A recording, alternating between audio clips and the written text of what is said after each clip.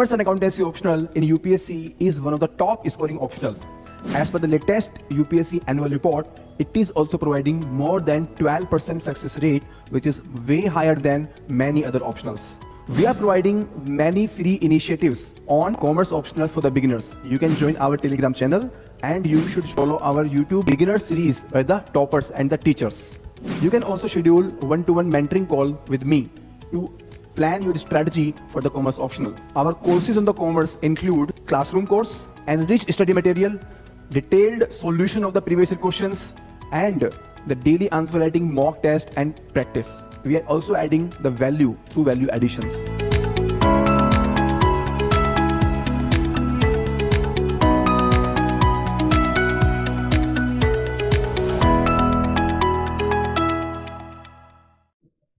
बढ़िया है सर।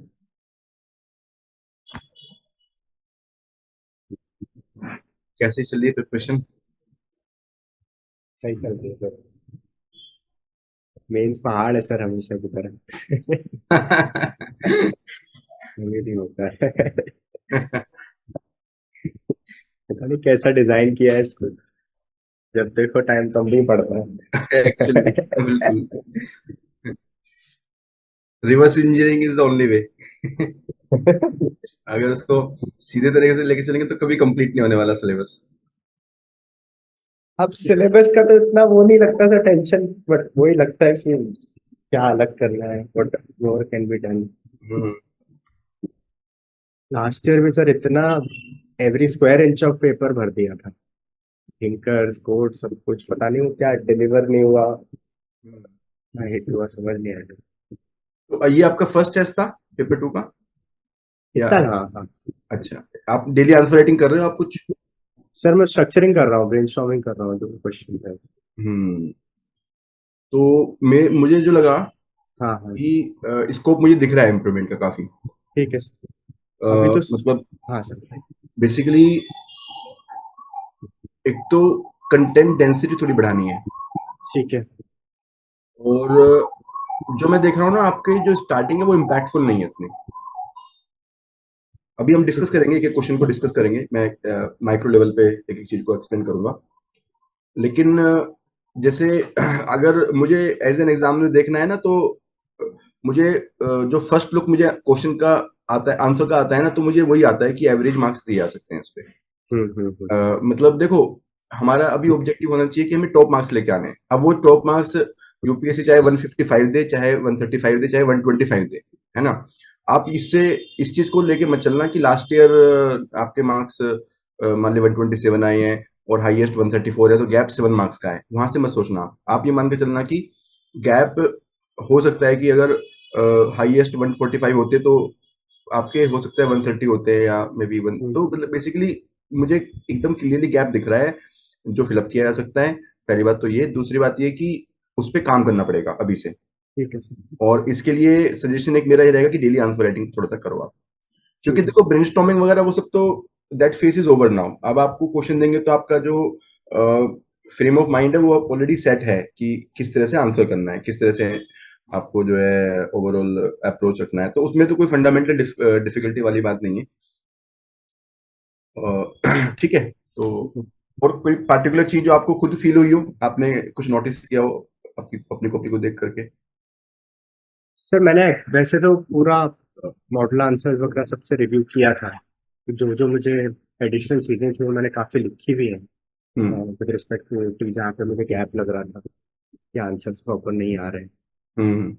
थोड़ा सा कीवर्ड्स वगैरह भी एकदम उससे नहीं उतरते, थोड़ा गैप आ जाता है। हाँ राइट, और बिल्कुल। जो कंटेंट डेंसिटी भी है वो अभी जैसे सिर्फ 40 पढ़ के फटाफट टेस्ट दिया कि यार एक हाँ हाँ वो हाँ रेजिस्टेंस निकले।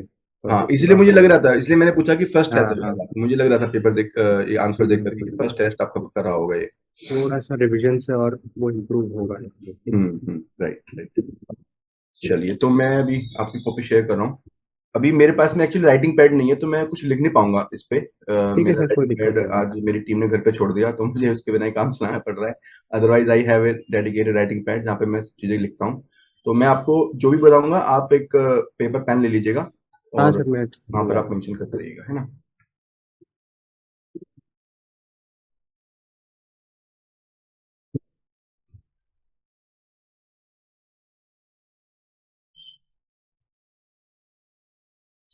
तो this question is why the organisations exist, है ना? जस्ट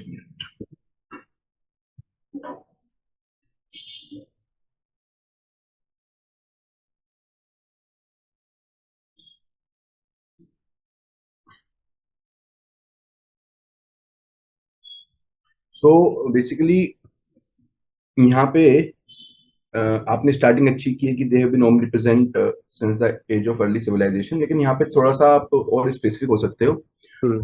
लाइक आप एंशियंट में अगर जाएं तो जो सबसे प्राइमरी स्टार्टिंग ऑर्गेनाइजेशंस की, that is war organisations, military organisations, है ना? तो वो चीज आप मेंशन कर सकते हो। Maybe you can take it from any significant war in the past. और सेकेंडली, अगर हम बात करें सिविलाइजेशन की भी, तो इंडस वैली सिविलाइजेशन में जो टाउन प्लानिंग है और पूरा जो एडमिनिस्ट्रेशन है, that is also based on organisation. So आप एक ऑल्टरनेटिव है कि आप उसको भी रेफरेंस दे सकते हो। तो बेसिकली थोड़ा सा स्पेसिफिक इसमें हम हो जाएंगे तो और उसमें बेटर पॉसिबिलिटी है। एंड क्वेश्चन है कि व्हाई ऑर्गेनाइजेशंस एग्जिस्ट, तो बेसिकली यहाँ पर एक दूसरा पर्सपेक्टिव भी आ सकता है कि गोल्स क्या होते हैं ऑर्गेनाइजेशंस के। तो बेसिकली आप यहाँ पर थिंकर्स के आइडियाज भी दे सकते हो। लाइक उर्विक ने बताया है principle of objective, so that is a basic principle of an organization. uh, they should have the specific goals, so that is also second way you can introduce, और दोनों को भी आप क्लब करके आप एक पावरफुल इंट्रोडक्शन दे सकते हो। क्योंकि मुझे ऐसा लगता है कि जो ओपन एंडेड क्वेश्चंस होते हैं यहाँ पर पावरफुल इंट्रोडक्शन बहुत मैटर करता है, क्योंकि आपकी जो ओपनिंग होनी चाहिए that should be very unique, और आपके जो आइडियाज हैं वो क्रिस्टल क्लियर होने चाहिए आपके मतलब पहले ही पैराग्राफ में। इसके बाद बॉडी पार्ट में अगर हम आए, तो बॉडी पार्ट में आपने जो पॉइंट्स लिखे हैं, स्टार्टिंग आपकी अच्छी है, individual effort, rational utilisation of available resources, और पॉइंट आपने टोटल 4 पॉइंट लिखे हैं, आई थिंक इसमें 5 पॉइंट है ना? तो बेसिकली 6 पॉइंट, ठीक है, ओके फाइन, 6 पॉइंट लिखे हैं आपने इसमें, ठीक है।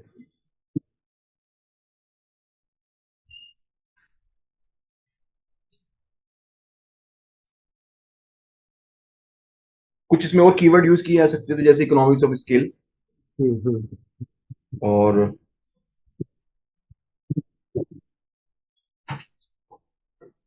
ठीक है, ये ठीक है।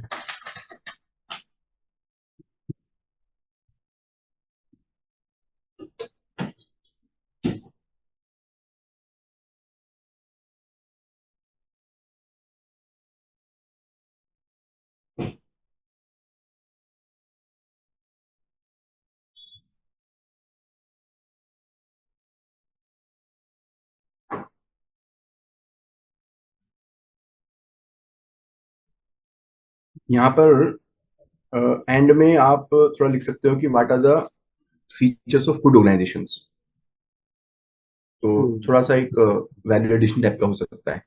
और कोटेशन भी आप दे सकते हो, कोटेशन भी एक वैल्यू एडिशन वाला काम करेगी, क्योंकि ये जो भी ओपन एंडेड क्वेश्चंस होते हैं ना, और ऐसे क्वेश्चंस अगर हम 2023 में भी देखें तो कई क्वेश्चन ऐसे हैं जो थोड़े ओपन एंडेड क्वेश्चंस हैं। तो ऐसे जगह पे ये वैल्यू एडिशन का बहुत इंपॉर्टेंट रोल आता है, क्योंकि ये आंसर हर कोई देने वाला है। सही बात है। तो अगर हम उसको कंप्लीट कर रहे हैं या थोड़ा बहुत उसमें हल्का फुल्का कुछ अच्छा भी लिख रहे हैं ना, तो वो आज के समय में एक बेसिक स्टैंडर्ड बन चुका है। मतलब मान लीजिए जैसे एग्जांपल आपने ऐड ऑन किए में इन बिटवीन, तो आज के समय में वो हर कोई कर रहा है। अगर कोई भी मेंस एग्जाम लिख रहा है तो सिंसियर कैंडिडेट जो है ना, वो हर कोई इस काम को कर ही रहा है। तो हम लोग अपने आंसर को कैसे डिफरेंशिएट करें, हमें ये देखना है। जो कंटेंट डेंसिटी वाली मैंने आपको बात बताई थी, तो इसमें कंटेंट डेंसिटी का भी मुझे एकदम क्लियरली दिख रहा है कि आपने नंबर ऑफ वर्ड काउंट किए इसमें आपने। नहीं सर। तो एक बार आप ना इसी कॉपी का एनालिसिस करना, नंबर ऑफ वर्ड्स काउंट करके। ठीक है। मतलब मुझे एक ऐसा आउटलुक आ रहा है जैसे कि पर्पसिवली जैसे कैंडिडेट ने, मतलब कंटेंट ना होने की वजह से उसको बहुत ज्यादा स्पेसिंग की हुई है इसकी। अच्छा अच्छा, ठीक है हाँ, सर। मतलब मुझे ऐसा फीलिंग आ रहा है, मतलब कहीं ना कहीं।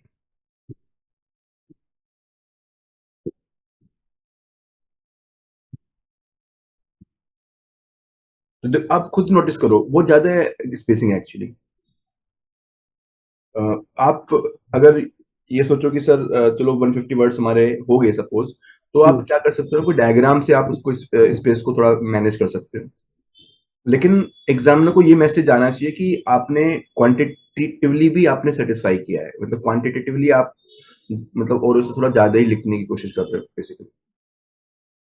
ठीक है सर। तो देखो, हमें सिंपल हमारा पर्सपेक्टिव क्या है कि दूसरों से कैसे डिफरेंशिएट करें, दूसरों के कंपैरिजन में हमें मार्क्स क्यों मिले, तो हम एग्जामिनर को ऐसा क्या फीड पॉइंट दें, क्या साइकोलॉजिकल इंप्रेशन दें, फर्स्ट लुक में ऐसा क्या उसको दिमाग में डालें कि उसको लगे कि हाँ ये कॉपी थोड़ा डिफरेंट है दूसरों से। अब जैसे क्वेश्चन नंबर 1B है, तो 1B के अंदर भी ये एंड्स मींस चेन है। यहाँ पर आपको फेयोल को लेके आइए, उर्विक को लेके आइए, वेबर को लेके आइए। हर किसी ने बोला है गोल्स के बारे में। अगर आप क्लासिकल थ्योरी देखोगे तो ये वेबर ने भी बोला है, फेयोल ने भी बोला है और उर्विक ने भी बोला है ना। तो आप एक जनरल पैटर्न मैंने आपके देखा, आपकी फर्स्ट पैराग्राफ में आपका थिंकर होना ही चाहिए, मतलब कैसे भी करके आपको थिंकर दिखना ही चाहिए पहले वाले पैराग्राफ में, ये कोशिश करनी है आपको। ठीक है। ठीक है, चाहे उसके लिए आप एक्स्ट्रा डेफिनेशंस याद करो, या जैसे जो उर्विक और फेयोल के प्रिंसिपल्स हैं, ये मैंने अपने टेलीग्राम चैनल में डाले हुए हैं, जो हमारा ये मीन्स 24 वाला है। तो उसमें जितने भी प्रिंसिपल्स है ना, उसको प्रिंट लेकर के और सोचो कि इसको कहाँ कहाँ पे यूज कर सकते हैं, सारे सिलेबस से मैपिंग करो उसकी। और फेयोल और उर्विक के प्रिंसिपल ऐसे हैं कि आपको ऑलमोस्ट एवरी कॉन्सेप्ट में लिंक हो जाएंगे, उसको आप कॉम्प्रिहेंसिव यूज करो। वेबर को भी यूज करो, वेबर के प्रिंसिपल्स भी बहुत ज्यादा सटीक है इस मामले में, है ना।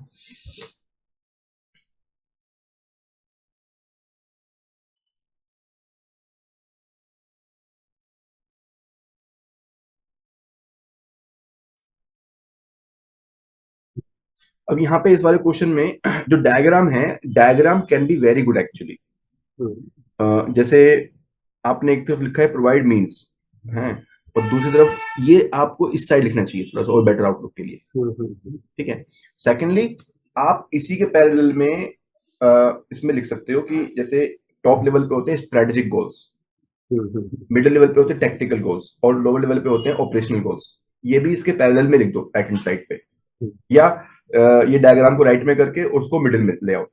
ठीक है। उसके बाद राइट हैंड साइड में एग्जाम्पल दे दो, उसका एग्जाम्पल किसी कंपनी का दे दो। जैसे स्ट्रेटेजिक गोल है कि उसको मार्केट शेयर कैप्चर करना है। ठीक है। अब उसके लिए मिडिल मैनेजमेंट का क्या गोल होगा, सपोज उनको सेल्स बढ़ानी है बाय से 20% और प्रोडक्शन बढ़ानी है बाय से 20%, वो that is a tactical goal, middle goal. ठीक है। और लोअर लेवल पे क्या गोल होगा, लोअर लेवल पे हो सकता है कि more number of sales visit required, more number of hoardings to be put on, उस तरह से।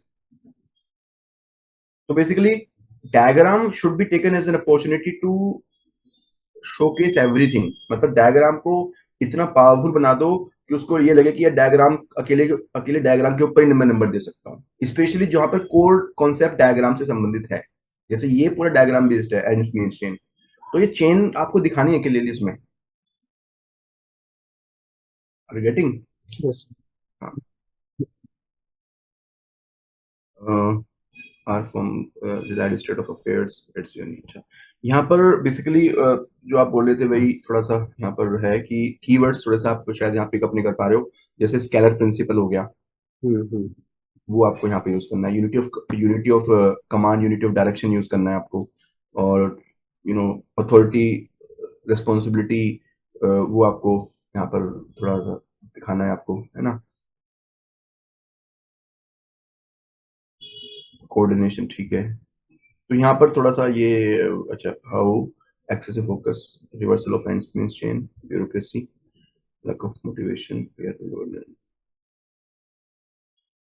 और नंबर ऑफ पॉइंट इसमें बढ़ा सकते हो आप, क्योंकि क्वेश्चन थोड़ा ओपन एंडेड क्वेश्चन है। I mean ends means chain के ऊपर आप थोड़ा क्वांटिटी बढ़ा सकते हो यहाँ पे। जैसे आपने 2 पॉइंट लिखे, अब 2 पॉइंट आपको अच्छे से आते हैं, आपने एक्सप्लेन कर दिए, 2 पॉइंट और इसमें जनरल पॉइंट लिख दो नीचे ले आकर के। साइकोलॉजिकल इंप्रेशन देना है कि हमें दूसरों से ज्यादा आता है, या हमने आंसर को बहुत कंडेंस करके लिखा है, आई मीन बहुत डेंस करके लिखा है। ठीक है।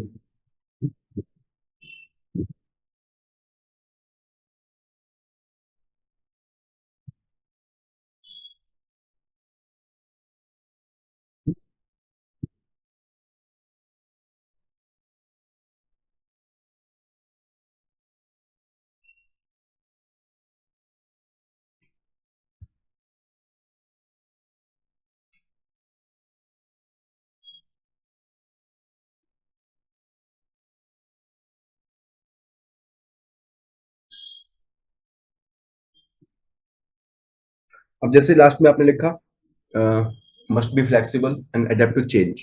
अब ये अडेप्ट टू चेंज में एक प्रिंसिपल है उर्विक का, प्रिंसिपल ऑफ कंटिन्यूटी, वो आप मेंशन कर सकते हैं यहाँ पे ब्रैकेट में। Okay sir. मतलब आपको ये सोचना है कि कुछ ना कुछ तो इंट्रोडक्शन और कंक्लूजन में पावरफुल होना ही चाहिए। यहाँ पर भी डेफिनेशन, अथॉरिटी पावर की डेफिनेशन आप स्टार्ट करोगे, यूज सम थिंकर, बिल्कुल आपको थिंकर यूज करना चाहिए, स्टार्टिंग में ही से होनी चाहिए आपकी।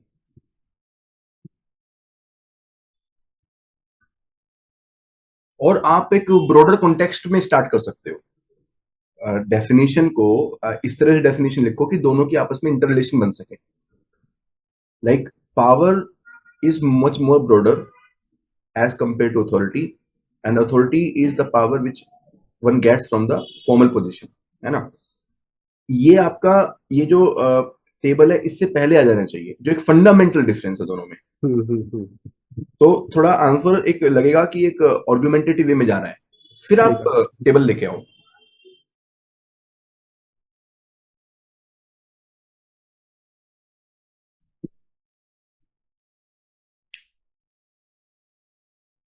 जैसे आपने यहाँ पर ये डेफिनेशन लिखी एज पर पिफनर एंड सेलेनिक, तो ये स्टार्टिंग में लिखनी है आपको। इंट्रोडक्शन में फर्स्ट लाइन आपकी थिंकर की होनी चाहिए, कोशिश करो जितना हो सकता है।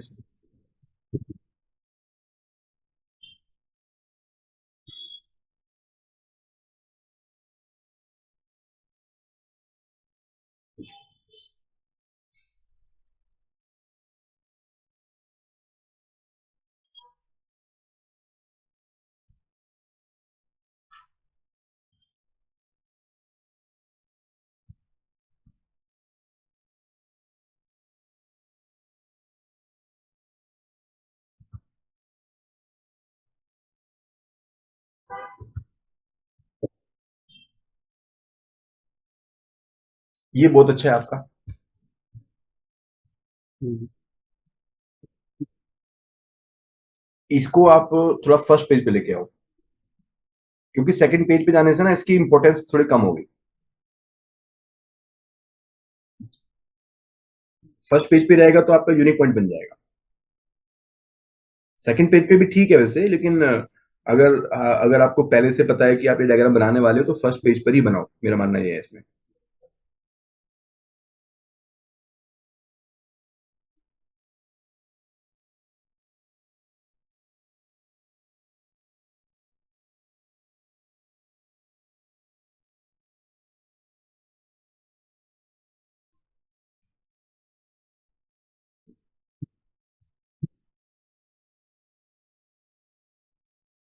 ये भी कंक्लूजन ठीक है।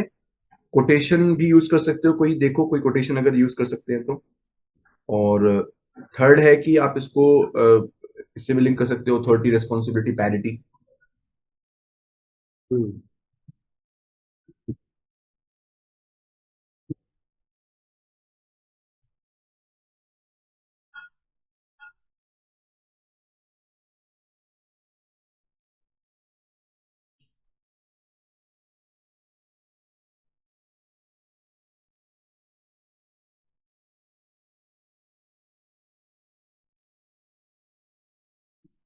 ये डायग्राम आपका गेम चेंजर हो सकता था, क्योंकि ये बड़ी यूनिक चीज है, मुझे बड़ा अच्छा लगा डायग्राम।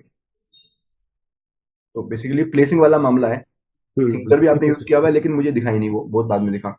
डायग्राम आपने यूज किया लेकिन सही समय पे नहीं यूज नहीं किया, तो बस वो चीज आपको ठीक करनी है इसमें।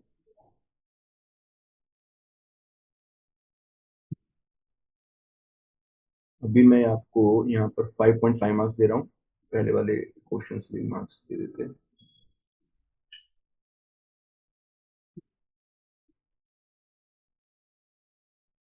यहाँ पर मैं भी 5 मार्क्स ही दे रहा हूँ, क्योंकि स्कोप ऑफ इम्प्रूवमेंट काफी है यहाँ पे, है ना। फर्स्ट क्वेश्चन में जो फर्स्ट ए था, यहाँ पर भी स्कोप ऑफ इम्प्रूवमेंट काफी है। यहाँ पर मैं 5 मार्क्स दे रहा हूँ।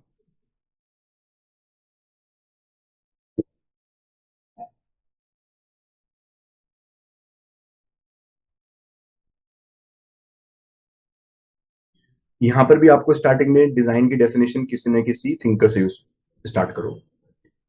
जैसे रोबिन्स की डेफिनेशन है, कोई और भी डेफिनेशन आप ले सकते हो।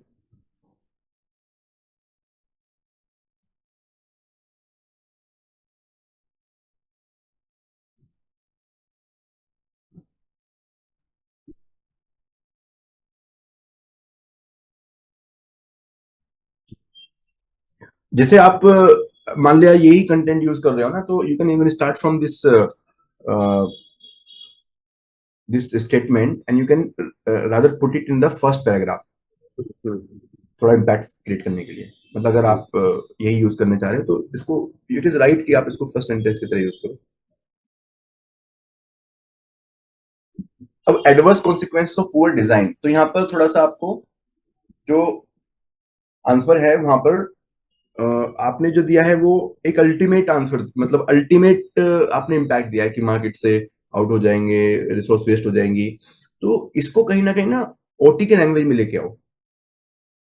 हम्म, जैसे कि अगर डिजाइन पुअर होगा, बेसिकली डिजाइनिंग के जो हमारे प्रिंसिपल्स हैं, प्रिंसिपल्स हमारे डिजाइनिंग के प्रिंसिपल्स क्या हैं, जितने भी हमारे फेयोल के प्रिंसिपल्स हैं, उर्वी के प्रिंसिपल्स हैं, वही हमारे डिजाइनिंग के प्रिंसिपल्स हैं, है ना।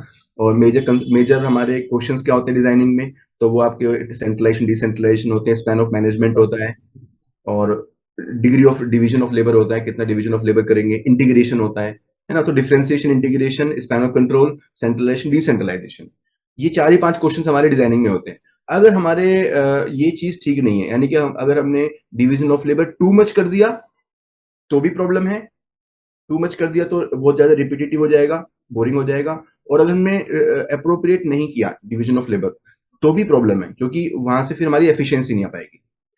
उसी तरह से स्पैन ऑफ मैनेजमेंट, अगर हमने बहुत ज्यादा वाइड कर दिया तो उस केस में there may be problem of control, and अगर हमने बहुत ज्यादा नैरो कर दिया तो देर may be the problem of very tall hierarchy, है ना।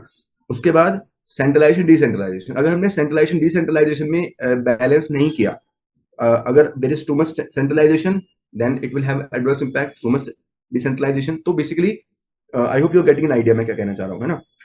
तो जो की प्रिंसिपल्स हैं हमारे ऑर्गेनाइजेशनल डिजाइन के, उनको ध्यान में रखते हुए कि अगर वो गड़बड़ होते हैं तो क्या एडवर्स इम्पैक्ट होगा, वहां से लैंग्वेज आपको ड्राइव करनी है।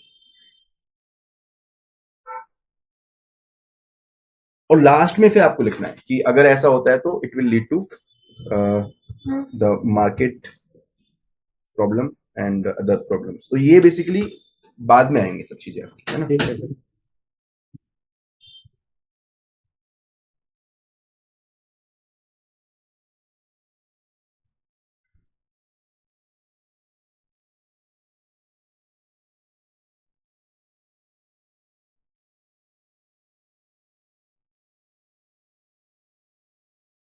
जैसे ये आपका बहुत अच्छा पॉइंट है, ये मुझे एग्जांपल बहुत अच्छा लगा।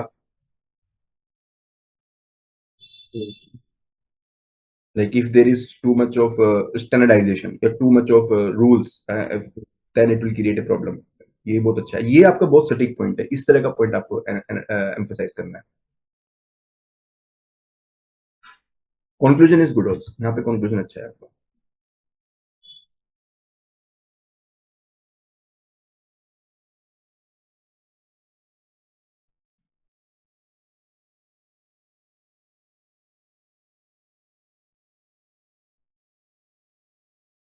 यहाँ पर मैं आपको 4 मार्क्स दूंगा, क्योंकि थोड़ा language of question has to be improved.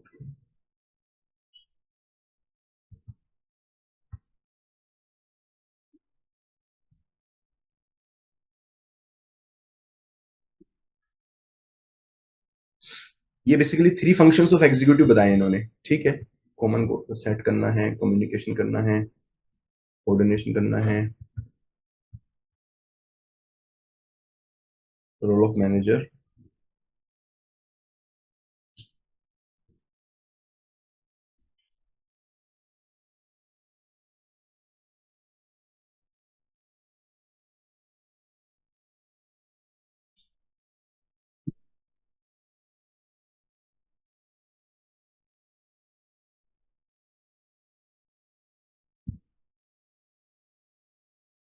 Basically role of manager is ना, role of manager is to elicit the cooperation, and for hmm, eliciting the cooperation, the manager has to define the goal and has to do the effective communication and has to exercise the authority in a responsible manner.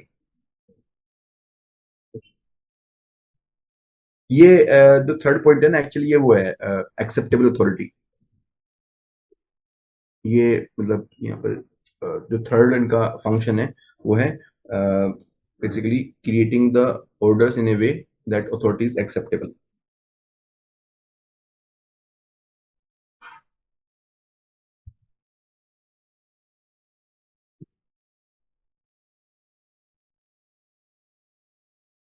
तो role of manager is to elicit the cooperation. हाँ बताइए बताइए. हाँ हाँ हाँ बताइए बताइए. Madhav just मुझे एक मिनट से.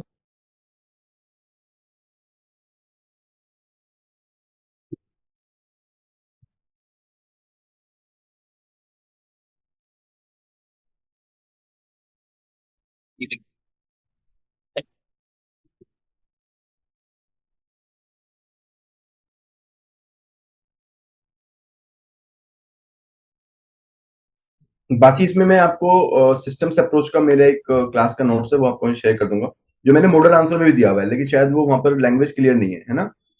जो मॉडल आंसर मैंने दिया था, हैंडरिटन मैंने मॉडल आंसर में ऐड किया था वो सोशल सिस्टम अप्रोच का.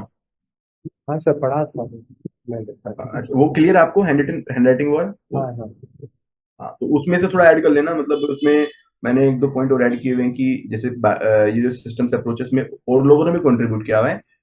चेस्टर बार्नार्ड सबसे मेजर कंट्रीब्यूटर है, लेकिन there are many other contributors, मैंने उनके नाम भी लिखे हुए हैं. और एक दो पॉइंट और भी इसमें ऐड किया हुआ है मैंने, आपको देख लीजिएगा. बाकी ठीक है, broadly it's fine.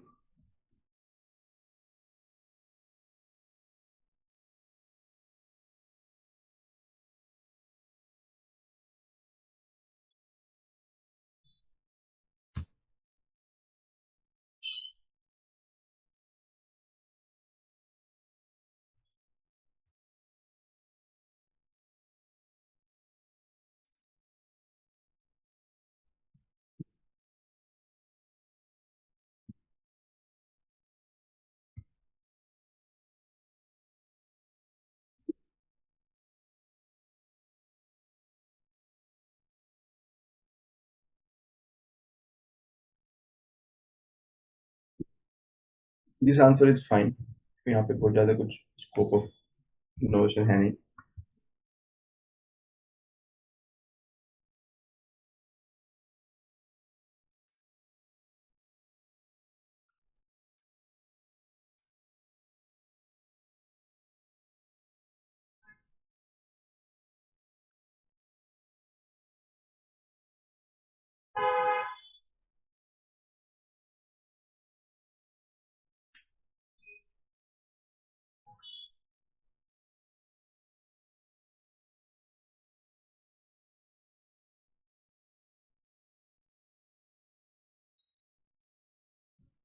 Goal succession, displacement, distortion.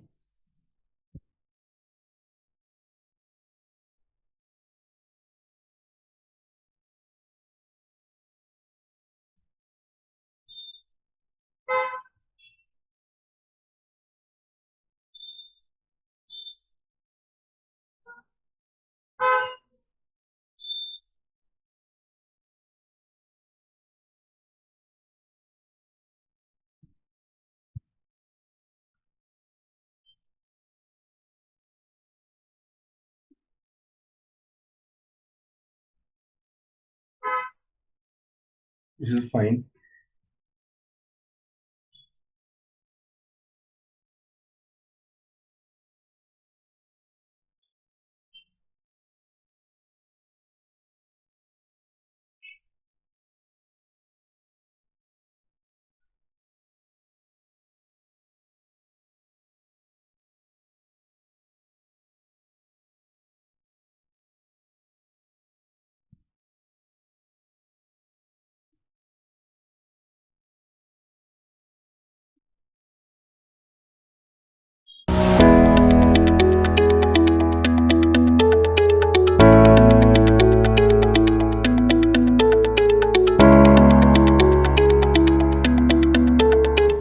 Commerce and accountancy optional in UPSC is one of the top scoring optional. As per the latest UPSC annual report, it is also providing more than 12% success rate, which is way higher than many other optionals. We are providing many free initiatives on commerce optional for the beginners. You can join our Telegram channel and you should follow our YouTube beginner series by the toppers and the teachers. You can also schedule one-to-one mentoring call with me to plan your strategy for the commerce optional. Our courses on the commerce include classroom course, enriched study material, detailed solution of the previous year questions, and the daily answer writing mock test and practice. We are also adding the value through value additions.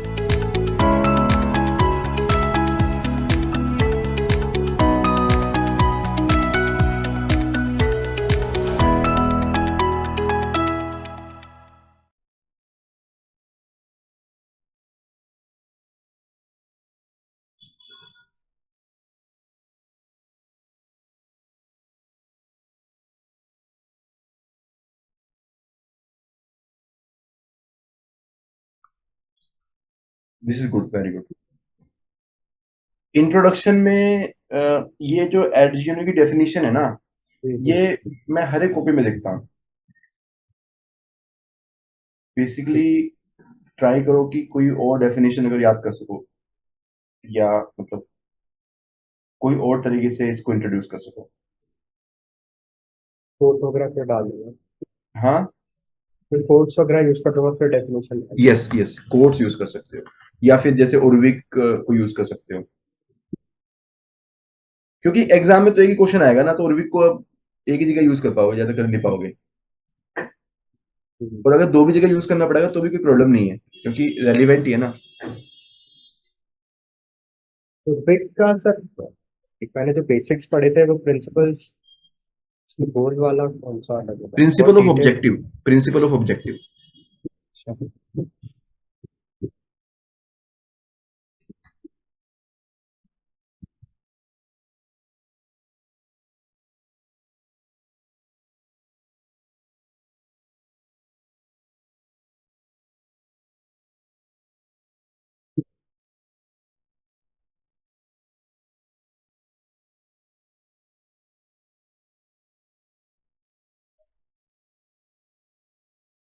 जो first principle है ना, ये आप जाके देखो, principle of objective हो गया, ये बहुत ज्यादा यूज हो सकता है।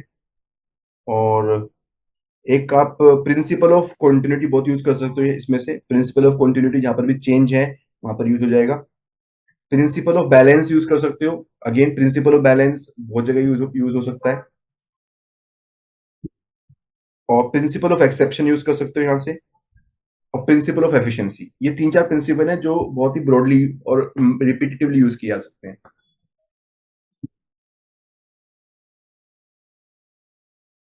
Principle of exception, principle of हाँ बैलेंस, और प्लीज, लास्ट वाला मैं फिर से रिपीट करूं। एक कॉन्टिन्यूटी था, ऑब्जेक्टिव, बैलेंस। ऑब्जेक्टिव हो गया, उसके बाद बैलेंस, आपका बैलेंस, बैलेंस हो गया, कॉन्टिन्यूटी हो एक्सेप्शन, गया, फिर आपका एक्सेप्शन हो गया, ऊपर आपका एफिशिएंसी हो गया, efficiency। सिंप्लिसिटी हो गया। ये बेसिकली ऐसे प्रिंसिपल है ना कि जो बहुत सारी जगह पे यूज हो सकते हैं। देखो इसमें क्या करना है ना आपको, कहीं पे इंट्रोडक्शन में यूज करो, कहीं पे किसी पॉइंट के अंदर जाकर इसको सब्सटेंशिएट करने के लिए यूज करो, कहीं पे कंक्लूजन में यूज करो, तो फिर वो भी फील नहीं होगा कि you are overdoing anything. ठीक है।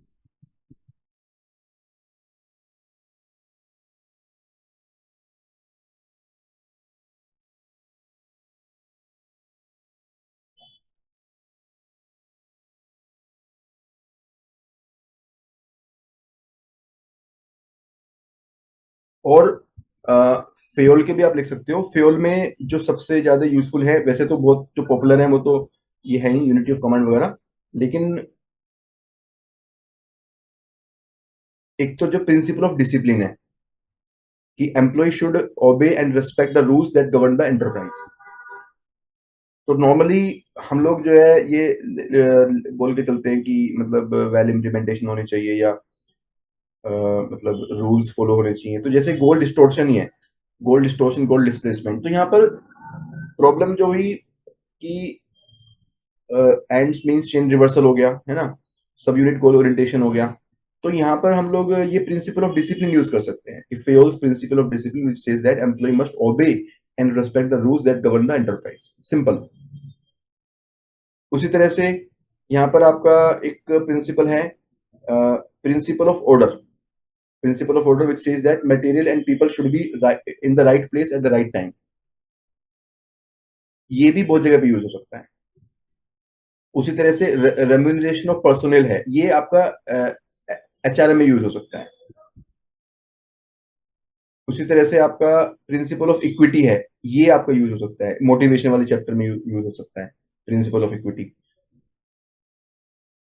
कॉन्फ्लिक्ट में यूज हो सकता है, अगर कॉन्फ्लिक्ट हो रहा है तो प्रिंसिपल ऑफ इक्विटी से हम देख सकते हैं कि क्या सभी मेंबर्स को जस्टिस मिल रहा है क्या, है ना। और एक है आपका इनिशिएटिव। इनिशिएटिव मतलब members manager should encourage workers to take additional responsibility.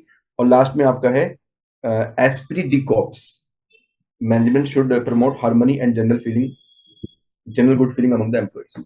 ये 5-6 प्रिंसिपल्स हैं जो फेयोल के बड़े यूनिक टाइप के हैं, मतलब जो कॉमन चीज को ही जो हम बताते हैं लिखते हैं सजेशन में, थोड़ा वहां पर एक वेटेज मिल जाता है थिंकर के पर्सपेक्टिव से। ठीक है।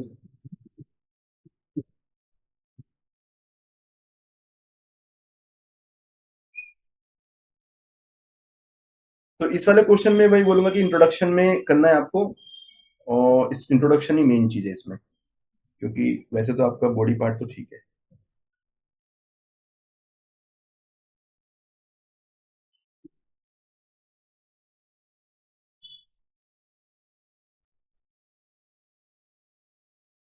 ये आपका बहुत बहुत अच्छा मुझे लगा, ये जो प्रेजेंटेशन आपका है ये बहुत अच्छा लगा, थोड़ा यूनिक है, कॉम्प्रिहेंसिव है।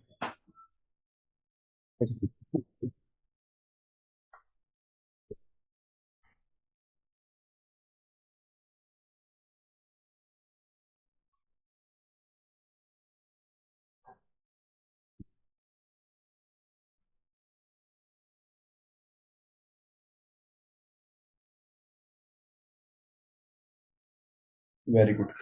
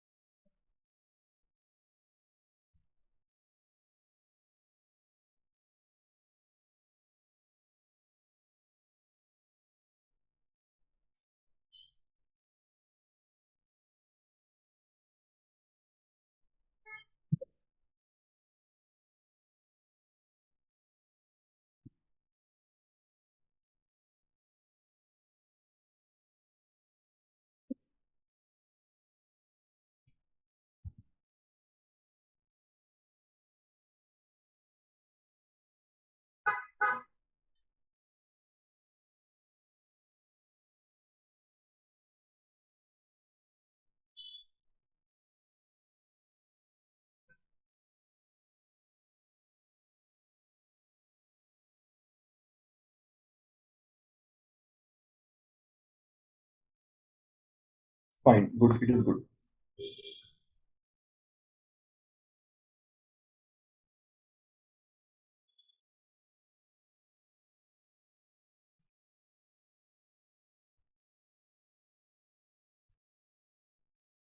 Starting is good.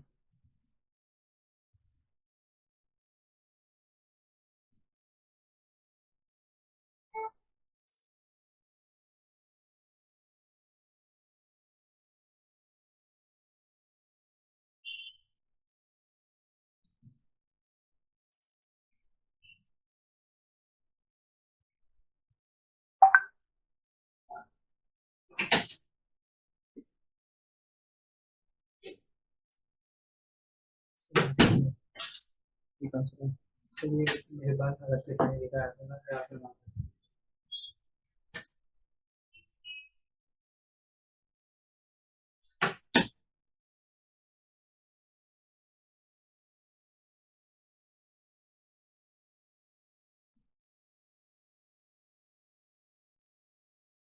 यहाँ पे बेसिकली जो मैंने मॉडल आंसर दिया है वो रॉबिन से दिया है मैंने, और ये जो स्टेटमेंट है ये रॉबिन्स में एग्जैक्टली लिखी हुई है एक्चुअली। ये प्रीवियस ईयर क्वेश्चन में भी क्वेश्चन आया हुआ है, और आपका वैसे ठीक है, एम्फेसिस तो इज फाइन। एंडिंग में मैंने इसमें नोटिस किया था कि एंडिंग में थोड़ा सा आप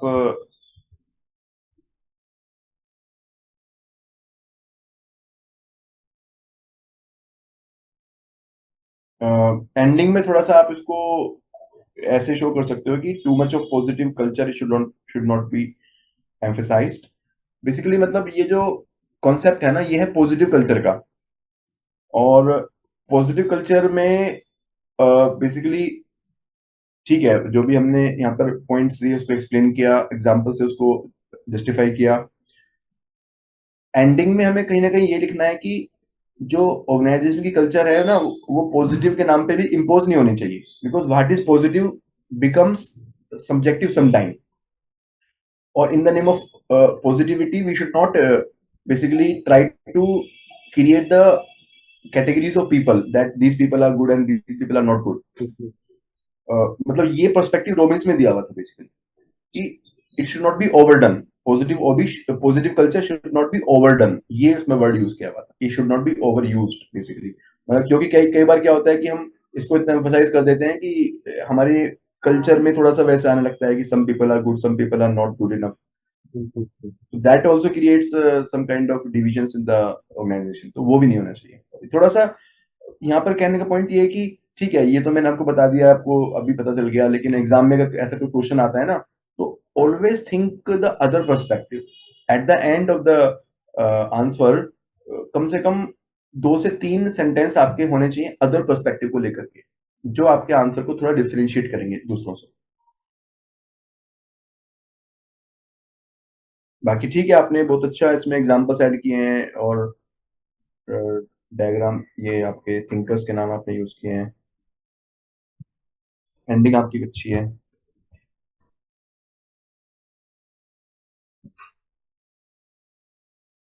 आई थिंक ये 15 मार्क का क्वेश्चन रहा होगा, मुझे लग रहा है ना। हाँ हाँ। Yes, fine. तो अभी मैं आपको इसमें 8 मार्क्स दे रहा हूँ, जो मैंने पर्सपेक्टिव बताया था आपको वो ऐड करेंगे तो 9 मार्क्स में उसमें दे दूंगा, है ना। ये हमने अपने मॉडल आंसर में लास्ट में लिखा हुआ है 2-3 लाइन के अंदर, ये मैंने आपको एक्सप्लेन किया ना। हाँ मैंने पढ़ा था सर, ओके। याद आया बात था।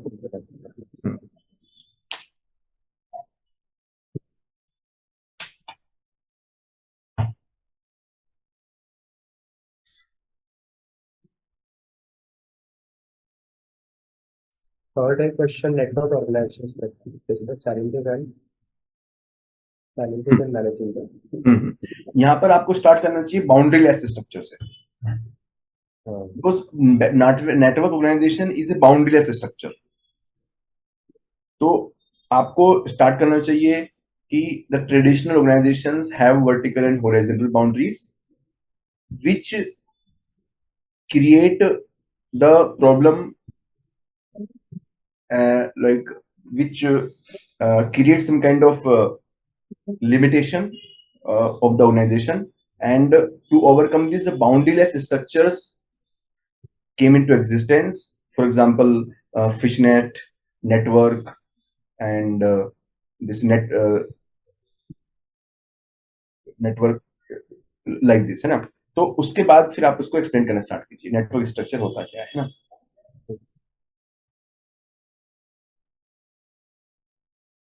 ये जो आपके स्टार्टिंग वाले ये 4-5 लाइन है ना, इन्होंने कोई वैल्यू ऐड नहीं की मतलब। तो बेसिकली अगर आप देखो, जो 20 मार्क का क्वेश्चन होता है, आपको हमें 3 पेजेस मिलते हैं, और 3 पेजेस में हम मैक्सिमम 300 वर्ड्स लिख पाएंगे।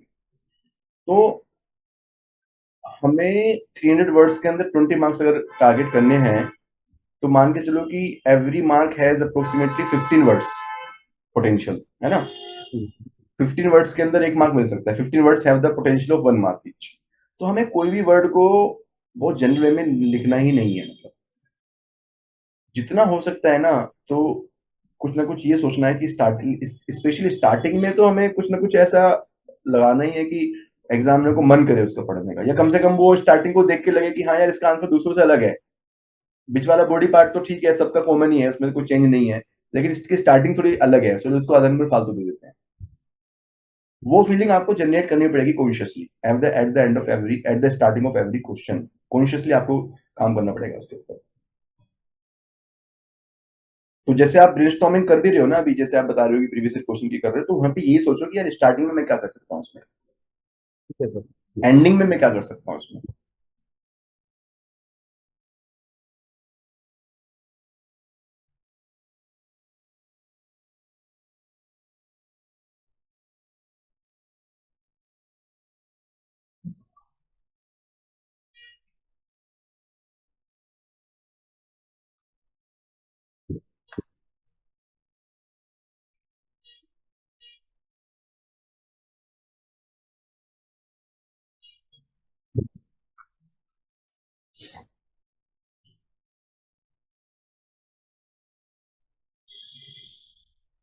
यहाँ पर कुछ और चीजें भी हैं फीचर्स में, जैसे बेसिकली या तो मैं आपको स्पेशली ये वाला शेयर कर दूंगा, इसका जो मेरा खुद का क्लास कंटेंट है ना, मैं आपको ये शेयर कर दूंगा, मैंने हैंड रिटन में है मेरे पास में वो, तो मैं आपको शेयर कर दूंगा। ये वाला टॉपिक अच्छे से प्रिपेयर कीजिएगा, मुझे लग रहा है इस बार क्वेश्चन आ रहा है ये वाला, ठीक है। क्योंकि लास्ट ईयर ये आया था मैनेजमेंट ऑप्शनल में, वर्चुअल स्ट्रक्चर के नाम से आया था, वर्चुअल स्ट्रक्चर के नाम से। तो इस बार हो सकता है कि वर्चुअल के नाम से आए या नेटवर्क के नाम से आए, लेकिन इस बार हाई चांस है कि हमारे कॉमर्स में आएगा ये। इसमें कुछ पॉइंट्स हैं, जैसे कैरेक्टरिस्टिक्स में एक पॉइंट है कि there are there is a concept of lead partner. Lead partner की दो स्पेशलिटी होती हैं। First is they are the designer of the product, and second they have the brand and marketing. तो आप किसी भी स्ट्रक्चर की बात करो, किसी भी ऐसे लीड पार्टनर की बात करो, जैसे आपने यहाँ पर एप्पल का ही एग्जांपल लिया आपने, तो एप्पल की स्पेशलिटी क्या है? एप्पल की दो स्पेशलिटी है, एक तो डिजाइनिंग उनकी अपनी है, वो प्रोडक्ट को डिजाइन अपने तरीके से करते हैं, वही स्पेसिफाई करते हैं कि प्रोडक्ट में हमारे नए मॉडल में क्या आने वाला है, जो जो जो कि नई डिमांड क्रिएट करता है मार्केट में, जो कि यूनिकनेस क्रिएट करता है। और secondly, people trust them because they have the brand value, brand recall, उनका पास्ट ट्रैक रिकॉर्ड अच्छा रहा है, क्वालिटी मेंटेन करते हैं वो लोग, और जो प्रॉमिस करते हैं वो डिलीवर करते हैं। तो ये दोनों चीजें एप्पल के पास हैं, इसलिए एप्पल लीड पार्टनर है और बाकी सारे सपोर्टिंग पार्टनर्स हैं। तो ये कॉन्सेप्ट भी यहाँ पे थोड़ा सा आप एम्फसाइज कर सकते हो स्टार्टिंग में, है ना। और आपने ये बहुत अच्छा पॉइंट यहाँ पर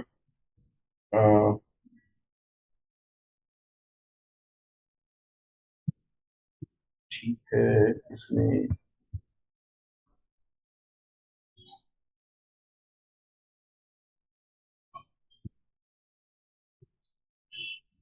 इसमें एक पॉइंट और भी है, आई डोंट नो कि आपने डाला है कि हाँ ये ठीक है, आपने ये डाला है, idea to have best of everything, yes that is very good idea.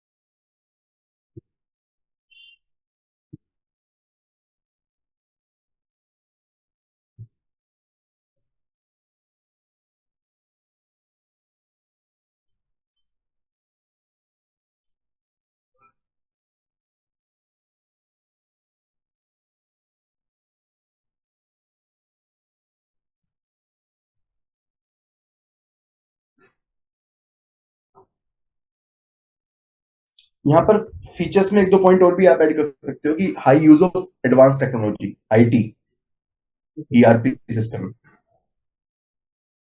और नेटवर्क ऑर्गेनाइजेशन को भी दो तरह से देखा जाता है, एक देखा जाता है माइक्रो लेवल पे। माइक्रो लेवल पे हम देखते हैं जो हमारे जैसे वर्क फ्रॉम होम वाली कल्चर हमारी स्टार्ट हुई, जहां पर एक सेंट्रल ऑफिस है and people are working from home. तो एक माइक्रो लेवल पे अगर हम इंटरनली देखें, तो ऑर्गेनाइजेशन, एक ही ऑर्गेनाइजेशन जो टेक्नोलॉजी से कनेक्टेड है, वो भी नेटवर्क ऑर्गेनाइजेशन ही है। और मैक्रो लेवल पे जो हमने यहाँ पे डिस्कस किया है, वो भी एक नेटवर्क ऑर्गेनाइजेशन है। तो ये दोनों ही पर्सपेक्टिव है बेसिकली नेटवर्क ऑर्गेनाइजेशन की, तो आप ये भी एक पर्सपेक्टिव मेंशन कर सकते हो स्टार्टिंग में। और ये वैलिड है, जो भी मैं आपको बातें बता रहा हूँ ना, वो सब चीजें ऑथेंटिक बुक्स में से मैं नहीं पढ़ के बताई आपको, मतलब ये मेरा खुद का पर्सनल वो नहीं है आइडिया इसमें। तो ऑथेंटिक है, आप इसको मेंशन कर सकते हो। थिंकर्स ने ये चीज क्लियरली लिखी है कि माइक्रो लेवल पे हम देखें तो एक ऑर्गेनाइजेशन के अंदर, और मैक्रो लेवल पे देखें तो multiple organisations coming together.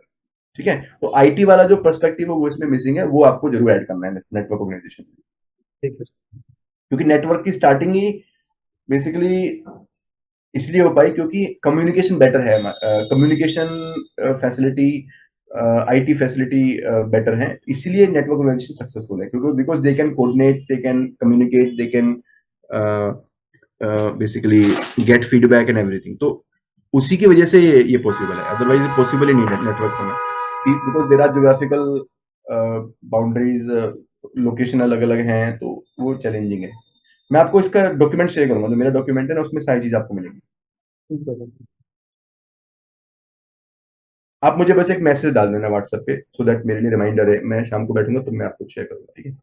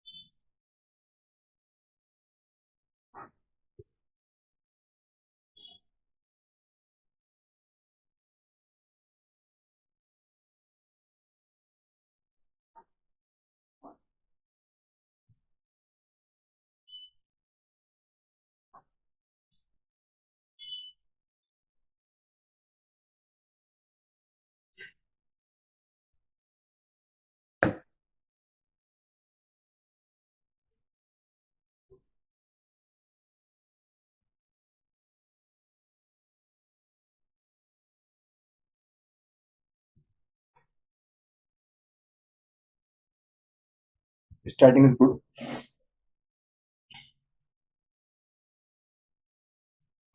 I think question is about economic environment ना।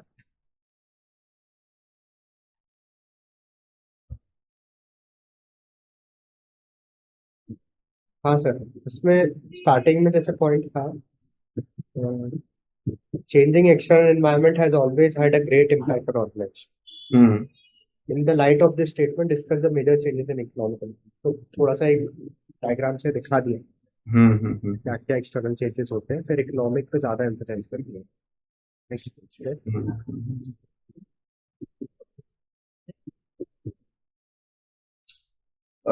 यहाँ पे क्योंकि क्वेश्चन मेरे हिसाब से आपको इकोनॉमिक पे ही, मतलब फर्स्ट पेज में आपको इकोनॉमिक वाला दिख जाना चाहिए।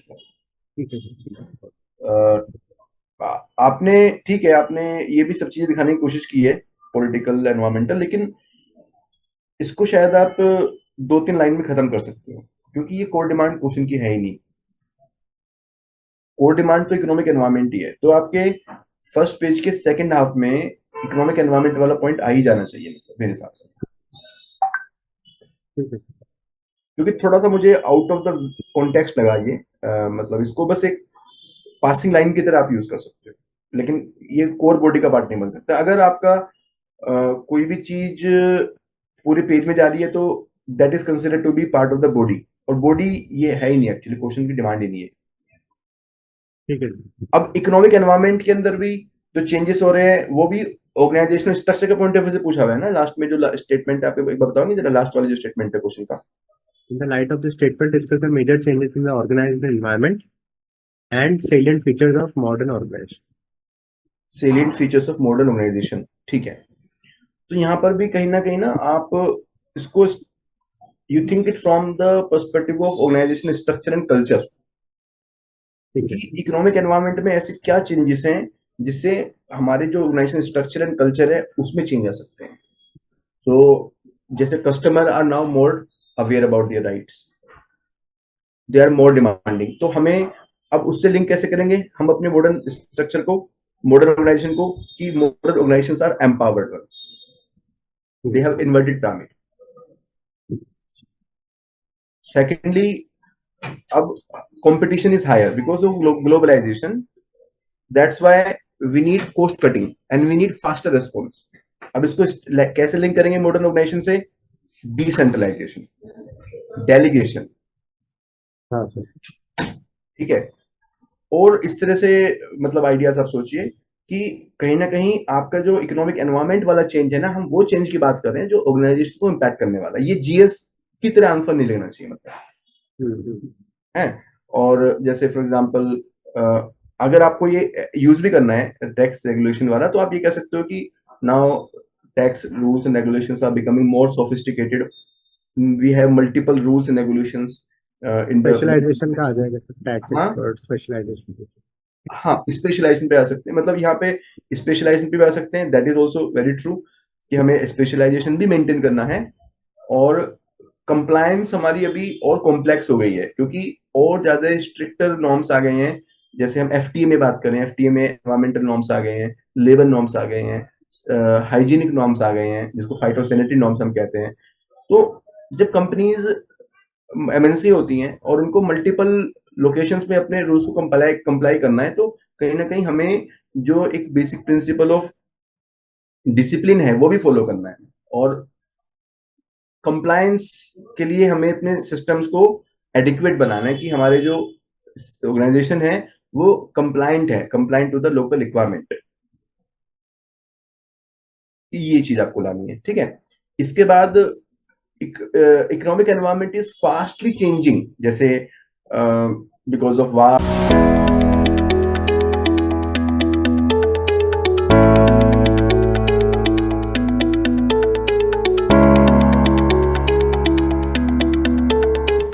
Commerce and accountancy optional in UPSC is one of the top scoring optional. As per the latest UPSC annual report, it is also providing more than 12% success rate, which is way higher than many other optionals. We are providing many free initiatives on commerce optional for the beginners. You can join our Telegram channel and you should follow our YouTube beginner series by the toppers and the teachers.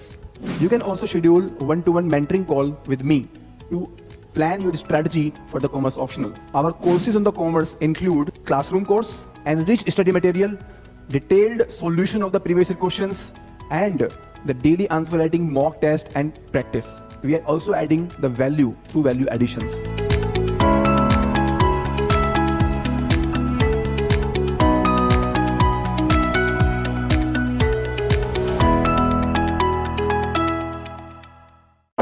Because of this currency war between the USA and China, because of this new Washington consensus, now the countries are going for reglobalization और deglobalization, reshoring, offshoring. अब इससे impact क्या हो रहा है organizations के ऊपर? They have to change the way they are working. They have to change the location. So यहाँ पर हमें structure क्या लाना होगा? यहाँ पर हमें क्या modern organization के अंदर लाना होगा?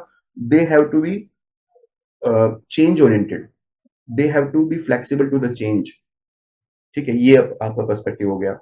उसके बाद में हमारे ऑर्गेनाइजेशन जो है वो काफी डाइवर्स हो रहे हैं आज के समय में, मल्टीपल कल्चर्स के वर्कफोर्स काम कर रही है हमारे साथ में, साइमल्टेनियसली काम कर रही है। तो हमारे मॉडर्न ऑर्गेनाइजेशन का स्ट्रक्चर कैसा होना चाहिए? हमारे मॉडर्न ऑर्गेनाइजेशन स्ट्रक्चर होना चाहिए जहां पर फ्लैट स्ट्रक्चर हो, so that people don't have this sense of hierarchy, to much of hierarchy. Knowledge workers हैं, सर्विस सेक्टर के वर्कर्स हमारे हैं। सो इस पर्सपेक्टिव से आप सोच सकते हो। Then modern organization structure has to be a combination of line and staff, and modern organization structure has to be a combination of formal as well as informal channels. Formality भी बहुत जरूरी है because as the organization grows bigger and bigger, formality has to be there. Or at the same time, as uh, people become more empowered, as people are more working for the higher order needs, that's why we need to give them informal culture also. We need to promote the bonding among the people also through teamwork and all. So a suitable combination of both is required. तो आपका ये answer जो ना, ये game changer answer हो सकता है। हाँ सर, उस स्ट्रक्चर से लिंकेज नहीं आया, मैंने एक्चुअली सेपरेटली कर दिया उसको। हाँ हाँ, राइट राइट हाँ, तो मॉडर्न ऑर्गेनाइजेशन अलग हो गया और वो अलग, वो थोड़ा डाउट भी आ रहा था लिखते वक्त। राइट।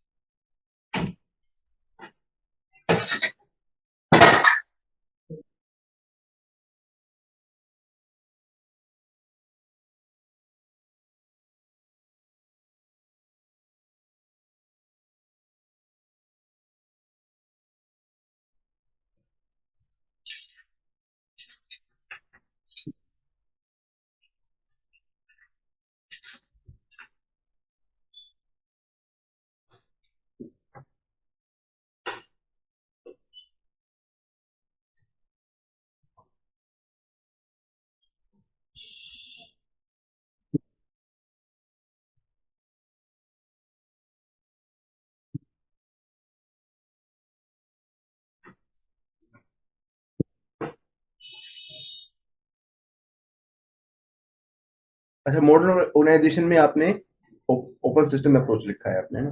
हाँ, वो जनरल उससे चला गया, वो स्ट्रक्चर से हम्म लिंकेज नहीं है। हम्म। इसको तो फिर आप रीराइट कीजिएगा, जो मैंने अभी डिस्कस किया ना, ठीक है सर। रीराइट करके फिर एक बार मुझे शेयर कीजिएगा, ठीक है? ठीक है।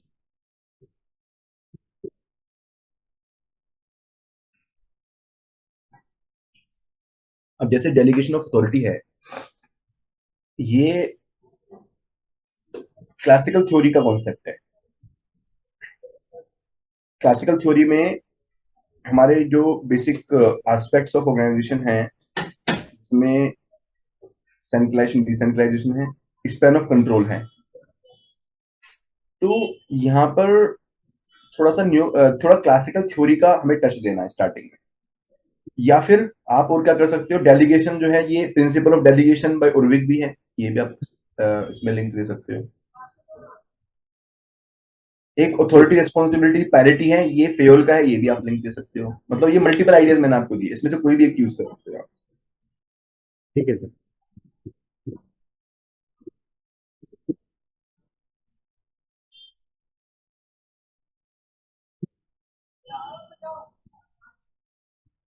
और कहीं ना कहीं इसमें जब आप डेलीगेशन को डिफाइन कर रहे हो, तो try to differentiate it with the decentralisation.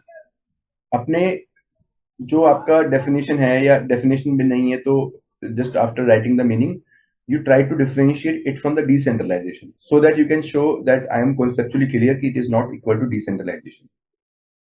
तो delegation जो होता है वो individual, it is by the superior to the subordinate, और decentralization is by the organization, it is a systematic aspect.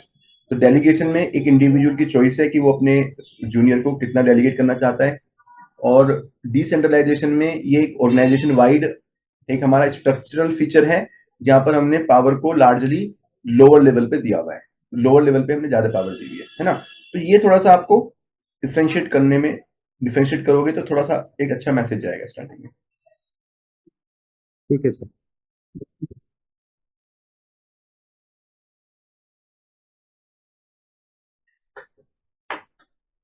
मानव,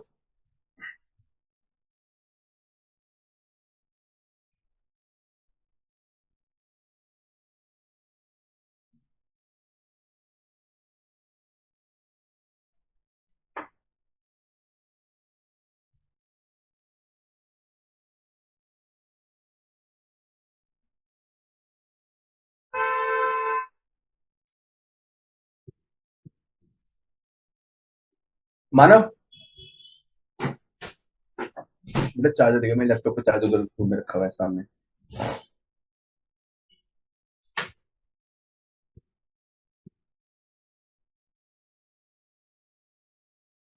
अब जैसे यहाँ पे अगर आपको अंडरलाइन करना है ना, तो ये आप अंडरलाइन कर सकते हो, fear of loss of control,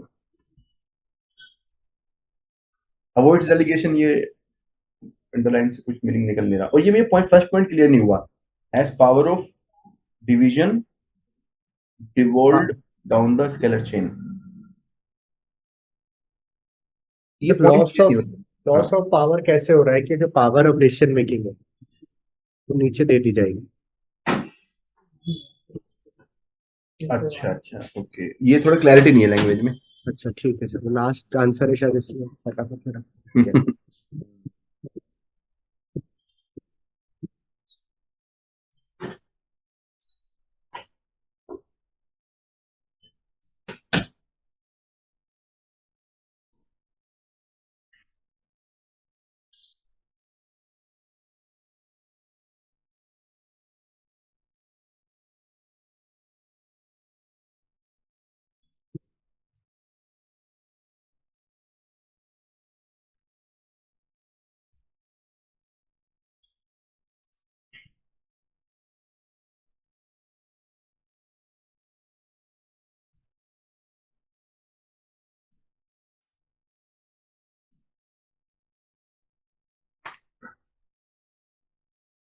यहाँ पर एंड कर सकते हो आप, principle of parity between responsibility, authority and responsibility, वहां से आप एंड कर सकते हो उसको। ठीक है सर।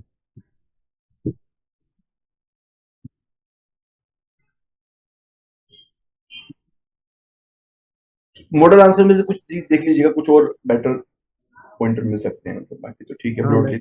मैंने तो एक्चुअली लिख भी लिया है वो। ओके ओके ठीक है। हाँ 10 मार्क्स का क्वेश्चन है ना ये तो, आई थिंक है ना। हाँ हाँ तो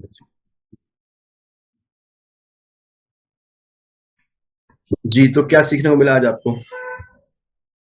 बहुत सारी चीजें लिखने में कर लेना। सर एक वही थोड़ा सा सिर्फ इशू ये आता है, जैसे जो डायरेक्ट क्वेश्चन है अपना चैप्टर का, उससे कंटेंट ड्रॉ करने में इशू नहीं है। सब डायरेक्टली क्वेश्चन है गोल्स पे, या मतलब उससे रिलेटेड कोई कॉन्सेप्ट है जो अपन यूजुअली पढ़ रहे हैं, जैसे जो जेनरिक क्वेश्चन आ रहा है उसमें थोड़ा और कॉन्शियसली अच्छा आंसर लिखना पड़ेगा। हाँ, जो जनरल क्वेश्चन आ रहा है वहां पर भी अच्छा लिखना है, और जो आपकी बुक में से आ रहा है उसमें ये देखना है कि और बेटर क्या किया जा सकता है। हाँ जैसे हमने बहुत बहुत छोटी चीजों पे काम किया है, मतलब आपको अभी माइक्रो चीजों पे काम करना है। कोटेशन को ज्यादा यूज करना है मेरे हिसाब से, कोटेशन अभी आपकी कम यूज हो रही है। डायग्राम्स को भी थोड़ा बढ़ा सकते हो, थोड़ा सोचो कि कैसे थोड़ा सा कुछ डायग्राम्स और ऐड कर सकते हो without diluting the content, without diluting anything. और कंटेंट डेंसिटी वाला पॉइंट स्टार्टिंग में हमने बताया था, वो हो गया आपका। और प्रिंसिपल्स ये सब यूज करना, थिंकर्स एंड ऑल। एंड अगर आपको किसी भी टॉपिक में कंटेंट का आपको लैक लगता है ना, या आपको लगता है कि आपके पास जनरल कंटेंट है, तो आप मुझे बताना, मेरे पास कंटेंट बहुत स्पेसिफिक है। ठीक है सर। हाँ, कंटेंट। लिटरली हाँ मेरी क्लासरूम में ना मैं ये सारी बुक्स यूज करता हूँ, मतलब मैं सिर्फ इसको शो करने के लिए नहीं रखा हूँ, सारी बुक्स मैंने पढ़ी ही है वाली बिल्कुल सर। पेपर टू में। और एक्चुअल में होता क्या है ना, एक्सपीरियंस के साथ में चीजें और डीपर होती हैं। तो इस साल जो है मुझे ऐसा लगता है कि कुछ मेरा एक्सपीरियंस भी बढ़ गया है, क्योंकि क्या होता है कि फाउंडेशन कोर्स में मैं उस चीज को बार बार पढ़ा रहा हूँ उसको, है ना। हम्म। और फिर हर एक साल में आपका एक नया पर्सपेक्टिव डेवलप होता है। लास्ट ईयर जो लेवल था, चाहे आपका हो या मेरा हो, दोनों का लेवल बढ़ा है, मतलब, है ना। सही बात है। तो बेसिकली इस बार हम ज्यादा नंबर टारगेट कर सकते हैं। हम्म। और भी आप थोड़ा कॉपी देखना, सुजावल की कॉपी देखना, गरिमा मुंद्रा की कॉपी भी देखना। और एक नीपा मनोचा है, उनके भी नंबर अच्छे आए हैं पास्ट में, उनका चैनल है। और इस बार वो मतलब हमारे साथ भी लिख रही है। अभी टेस्ट तो लिखा नहीं है, लेकिन she is using the resources of डायडेमी, वैल्यू एडिशंस, और हमारे टेस्ट वगैरह सब यूज कर रही है। तो she has got I think 280 plus marks 2 times. तो वो भी मुझे बता रही थी कि सर मैंने बहुत अच्छा ऑलरेडी वर्क किया हुआ है ऑलरेडी, लेकिन मुझे उसके ऊपर इम्प्रूव अपन करना है। तो उनकी कॉपी थोड़ा एक बार देख लेना। तो क्या होता है ना कि हर एक की कॉपी से ना तुम्हें कुछ नए आइडियाज मिलेंगे, ठीक मतलब है सर। जिसकी जो स्ट्रेंथ हो उसकी वो स्ट्रेंथ पिकअप करनी है आपको। हाँ सर, थोड़ा बहुत जेनरिक उस पर वर्क करता हूँ, इंट्रोडक्शन कंक्लूजन और इम्प्रूव करता हूँ। हम्म कुछ कुछ चैप्टर वाइज है वो तो ड्रॉ हो जाएंगे। जैसे पावर का क्वेश्चन है, पावर क्वेश्चन आ रहा है, सपोज पॉलिटिक्स में क्वेश्चन है, तो ऑलरेडी दिमाग में इतनी चीजें हैं कि जगह कम पड़ी। हम्म बट कुछ थोड़ा सा इनडायरेक्ट आ रहा है, या फिर कुछ कॉन्सेप्ट्स होते हैं सर अपन इतना डिटेल में नहीं पढ़ते हैं। हाँ मेंटल और अपनी कॉग्निटिव की लिमिटेशंस है, मतलब बिल्कुल ठीक है वो बिल्कुल। कंटेंट है बुक में, बट ह्यूमनली पॉसिबल नहीं है उसको ट्रू ट्रू एग्जैक्टली ट्रू करना, और आपको एक कॉल लेना ही पड़ता है कि आप ट्रू किस ट्रू तरीके ट्रू। से आगे चलोगे। तो अब जैसे एंड मीन सेम है, आप उसको एक बेसिक लेवल पे समझोगे, मैनेजमेंट बाय एक्सेप्शन है, उसको एक बेसिक लेवल पे समझ के आप चलोगे आगे, और बाकी आप उसको प्ले आउट करोगे, हाँ थोड़ा ठीक है, सा कंटेंट बिल्कुल मैनेज बिल्कुल। करोगे। That I agree. और जो मैंने आपको फीडबैक दिया ना, कहीं पे भी मैंने आपको ये नहीं बोला कि ज्यादा पढ़ो। हाँ सर, वैसे नहीं कह रहा हूँ मैं कि हाँ, जैसे कुछ जनरिक क्वेश्चंस होते हैं फिर उसमें आपको प्ले आउट और स्मार्टली करना चाहिए, बस यस यस वो यस है। यस, बिल्कुल। कर और ज्यादा अच्छे से करो। वो और कुछ, ट्राई करता हूँ मैं। हाँ मैं ये देखता हूँ, जो गर्ल्स के नंबर थोड़े बेटर आते हैं ना, उनकी हैंडराइटिंग भी बेटर होती है हाँ हैंड का थोड़ा सा ये तो है है, बट मामला। मैंने जितने भी गर्ल्स की कॉपी देखी है, their handwriting is actually better, better than हाँ बॉयज अब वो टाइम तो उतना ही ले रहे हैं ना, अच्छी बात है। तो उनको उसका एडवांटेज मिलता है, मतलब 4-5 नंबर का एडवांटेज भी मिल गया ना पूरी कॉपी में, तो वही बहुत है मतलब। मैं तो कर लिया सर, हैंड राइटिंग सही करके भी देख ली, कुछ नहीं होता, मतलब जितना है हाँ ठीक है, मतलब ऐसे कुछ इतना हाँ कोई मेजर, आपकी हैंडराइटिंग तो ठीक है, लेजिबल है, सब बढ़िया है, कोई ऐसी दिक्कत वाली बात नहीं है। मैं जस्ट एक थॉट, हाँ, पर definitely sir good hand writing का तो आपको एक फील ही अच्छा आता है उसको पढ़ने में। एक्चुअली मतलब हाँ जब हम पढ़ रहे होते हैं तो हमें मतलब एज एन एग्जामिनर ना बड़ा मजा आता है हाँ उसको, हाँ। और नंबर और देने में कभी गिल्ट फील नहीं होता कि मैंने नंबर क्यों दे दिए फालतू में। हम्म। क्योंकि ये साइकोलॉजिकली तो देखो, ब्यूटी ऑलवेज अट्रैक्ट्स। correct। हाँ थोड़ा सा और डिफरेंशिएट करने का ट्राई करता हूँ उनको। हाँ, आपके पास में सारे कंपाइलेशन तो हैं डायडेमिक के जो लास्ट ईयर के थे, हाँ कोटेशंस बिल्कुल। डायग्राम। और एक आपके पास में बुक है ओबी की, तो ओबी की बुक में ना थोड़ा सा कंटेंट आप उसमें, जैसे मैंने इवोल्यूशन ऑफ ऑर्गेनाइजेशंस लिखा हुआ है, मैं आपको बताता हूँ, एक मिनट जरा। ओबी की बुक ना मेरी फर्स्ट बुक थी एक्चुअली, और मैंने अपने हाथ से ना एक एक लाइन को उसमें डिजाइन किया है। मैं कुछ चीज आपको बता रहा हूँ जो आप यहाँ से अच्छे पिकअप कर सकते हो।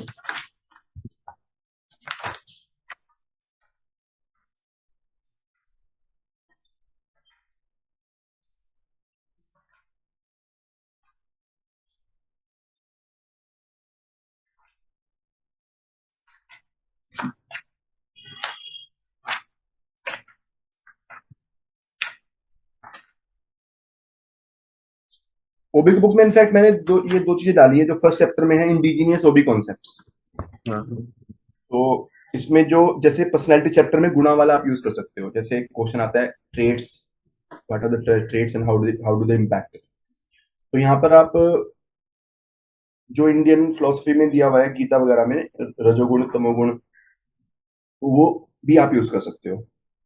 इसके अलावा जो कॉन्सेप्ट ऑफ योगा है, कॉन्सेप्ट ऑफ योगा को हम लोग मोटिवेशन में यूज कर सकते हैं। हम्म। कि जैसे हम कहते हैं ना, integration of personal goal and organisation goal, actually this is yoga only, we are combining, है ना। उसी तरह से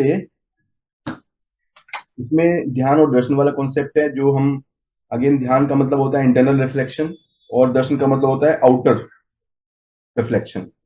तो इसको भी आप यूज करते हो। आपके पास बुक अगर होगी तो पेज नंबर 38 ऑनवर्ड्स मैंने इसमें दिए हुए हैं, 38 से लेके पेज नंबर 40 तक।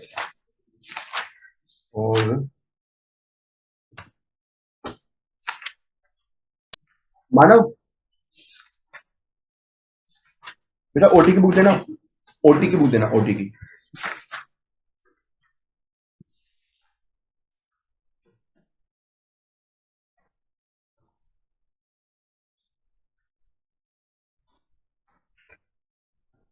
ओटी की बुक में मैंने दिया हुआ है।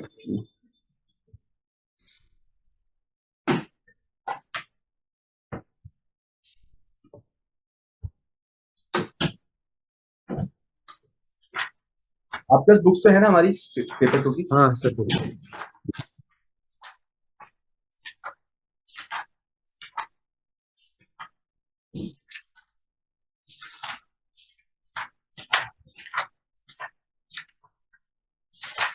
बुक में नहीं है, मैं आपको दे दूंगा अलग से, है ना। मेरे पास हैंड हैंड नोट्स में ही है, क्योंकि मैं क्लास में इसको करता हूँ, तो मैं आपको अलग से दे दूंगा। एक कुछ इवोल्यूशनरी हिस्टोरिकल एस्पेक्ट वाला, इनफैक्ट मैंने टेलीग्राम में डाला हुआ है, याद आ गया मुझे, टेलीग्राम में डाला हुआ है मैंने, एक छोटा सा पेज है, हाफ पेज है। ठीक है सर, मैं देख लूँगा। हाँ, जैसे आप इसमें अर्थशास्त्र का यूज कर सकते हो। अर्थशास्त्र में क्या था ना, प्रिंसिपल ऑफ एडमिनिस्ट्रेशन दिए थे चाणक्य ने। तो principle of administration are not very different from principle of management only. तो जैसे डिवीजन ऑफ वर्क है, right person at right place, ये सब चीजें चाणक्य ने बताई हुई है अर्थशास्त्र में। और बाकी मैं, ये मेरे पास ये बुक है, इसमें इंडियन वाली बहुत सारे कॉन्सेप्ट हैं। मैक्शियन की बुक है ये, ओबी की। तो मैं थोड़ा सा समय निकाल के ना इसमें से चीजें निकालता हूँ इंडियन वाली कॉन्टेक्स्ट की। तो इंडियन कॉन्टेक्स्ट से थोड़ा सा आप वैलिडेशन कर सकते हो। ठीक है सर। चलो जी ठीक है, तो ओबी का टेस्ट अभी आप लिखोगे ना, अभी तो लिखा नहीं है ना। हाँ ओबी का लिखता हूँ सर। ओबी का मोटिवेशन और टेस्ट, लीडरशिप और पढ़ना है मुझे। हाँ हाँ, ठीक है। ओबी का टेस्ट थोड़ा सा मैंने इस बार हल्का सा ट्रिकी बनाया है, कुछ क्वेश्चंस, देखो कैसा निकलता है। लेकिन मजा आएगा लिखने में, यू विल एंजॉय इट। बिल्कुल सर। ओबी अब पढ़ने में भी मजा आ रहा था मुझे कि हम्म। अच्छा लग रहा है। और बाकी चलिए, जीएस कैसे चल रहा है, जीएस वगैरह। जीएस सही चल रहा है सर, उसमें थोड़ी ज्यादा मेहनत कर रहा हूँ to be hmm. Honest. Yes yes. Daily answer लिख रहा हूँ, 10 आंसर का ऑलमोस्ट। ठीक है। हाँ। उस पर वर्क कर रहा हूँ और वैल्यू एडिशन पे भी ट्राई कर रहा हूँ। बहुत हम्म। ज्यादा कंटेंट तो सर वही है, आंसर वहां पे वैसा ही आना है जो आपको खुद ही बनाना है। बिल्कुल अब बिल्कुल। नक्सलिज्म के इशू सोल्यूशन मेरे दिमाग में बैठे हुए, राइट, थोड़ा उसको सा। चेंज करने का मतलब नहीं है। हाँ, हाँ, उसको बार बार पढ़ने से मुझे कुछ वो भी नहीं हो मिलने रहा। वाला नहीं है। True true true. कॉमर्स में सर थोड़ा और करता हूँ, मैं कुछ पेपर 2 में ही करता हूँ ज्यादा। हाँ हाँ, पेपर टू। और पेपर टू में मुझे लग रहा है कि इस बार नंबर अच्छा आने चाहिए। 23 में स्केलिंग की है इन लोगों ने, पक्का स्केलिंग की है। हाँ, एक दूसरा मेरा पर्सपेक्टिव इसमें एक और भी है। हाँ, एक चीज मैं आपको बोलना चाह रहा था। 15 मार्कर और 20 मार्कर में डिफरेंशिएशन दिखना चाहिए आपके कॉपी में।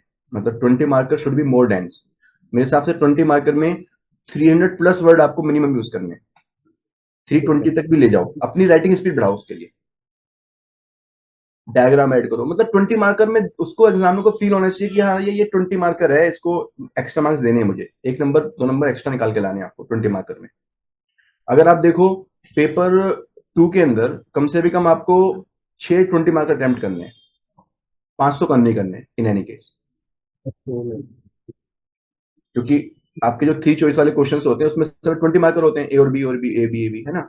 हाँ, तो 6 क्वेश्चन में अगर आप एक एक नंबर भी एक्स्ट्रा ले आओ इस वाली ट्रिक से, कंटेंट डेंसिटी बढ़ा करके, जैसे 15 मार्कर में भी 3 पेज देते हैं वो, 20 मार्कर में भी 3 पेज देते हैं। तो ये डिफरेंशिएशन हमें क्रिएट करनी पड़ेगी कि भाई 15 मार्कर में हमारी कंटेंट डेंसिटी कम है क्योंकि टाइम हमारे पास कम है, 10 मिनट्स मिलते हैं, 11 मिनट्स मिलते हैं। और 20 मिनट में हमारी कंटेंट डेंसिटी ज्यादा है 15 मार्क्स। 15 के कंपैरिजन में। ये हमें एग्जामिनर को दिखाना होगा कि 10 मार्कर में हमारी कंटेंट डेंसिटी जो 2 पेज में आ रही है ना, उससे ज्यादा कंटेंट डेंसिटी हमारी 20 में होनी ही पड़ेगी। ये हमें उसको साइकोलॉजी दिखाना पड़ेगा कि 20 में हमने पूरी जान लगा दी, अब मार्क्स दो तुम। सही बात है। बिल्कुल, ये मेरा पर्सपेक्टिव है। मैं तो और 20 इसमें को वरना यूजुअली अब्जॉर्ब करते हैं कि यार इसका टाइम और पे यूज कर हाँ, वो नहीं होना चाहिए मेरे हिसाब से। हमें अपनी तरफ से अपने आप को और पुश करना चाहिए लिखने के लिए, और हमें कंटेंट डेंसिटी बढ़ानी चाहिए। मेरे हिसाब से कभी नेगेटिव जाएगा नहीं है।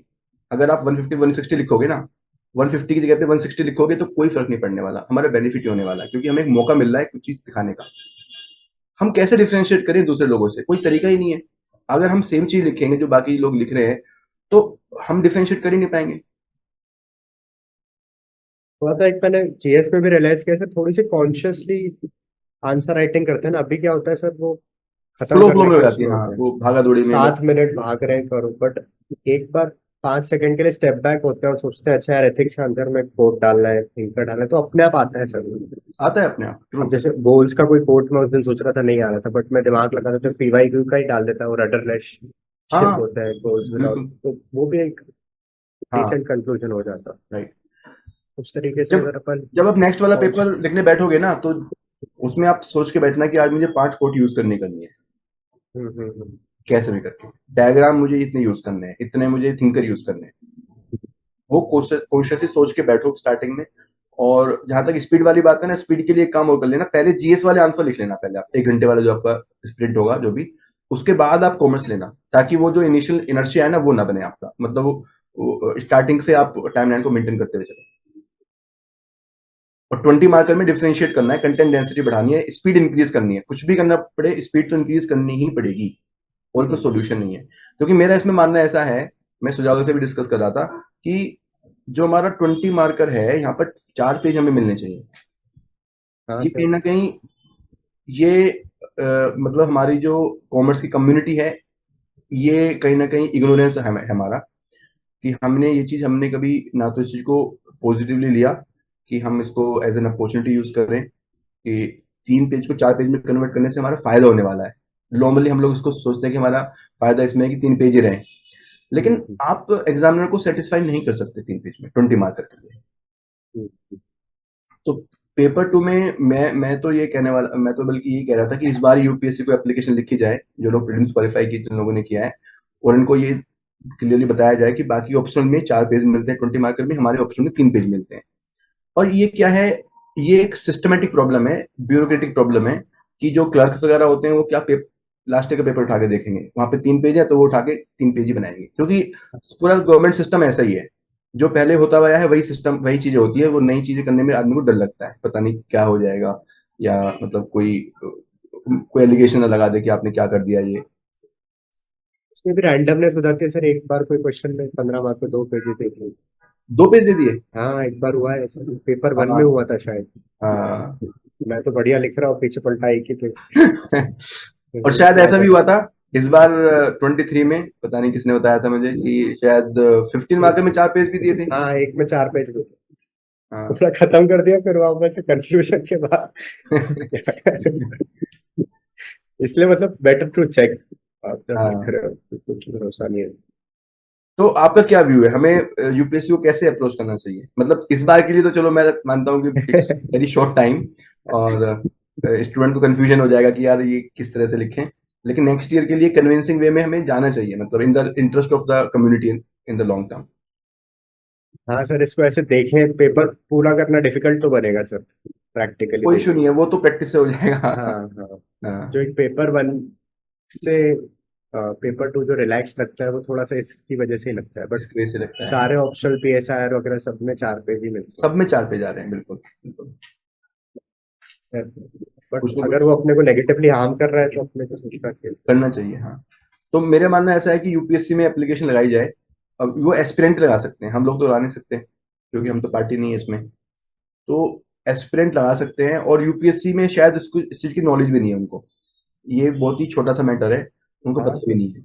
बहुत सारी चीजें सर और भी वेग है, मतलब हाँ जो इससे ज्यादा परेशान कर रहे हैं, जैसे कि वो तो है। अकाउंटिंग स्टैंडर्ड और वो उसका इशू। फिर हाँ हाँ। वैट सी वो डाल रखा है, सर्विस टैक्स, पता नहीं कल मुंह उठा के क्वेश्चन पूछ लो उस पर, आप क्या कोई क्या कर भरोसा लो, नहीं है, बिल्कुल बिल्कुल। कुछ नहीं कर पाओगे। कुछ तो नहीं कर सकते। इतनी सारी चीजें तो फंडामेंटली गलत है। वो तो है, उन्होंने 2008 के बाद सिलेबस चेंज नहीं किया ना, प्रॉब्लम ये है। 2008 में सिलेबस अपडेट किया था, अब उसके बाद सिलेबस अपडेट ही नहीं किया उन्होंने।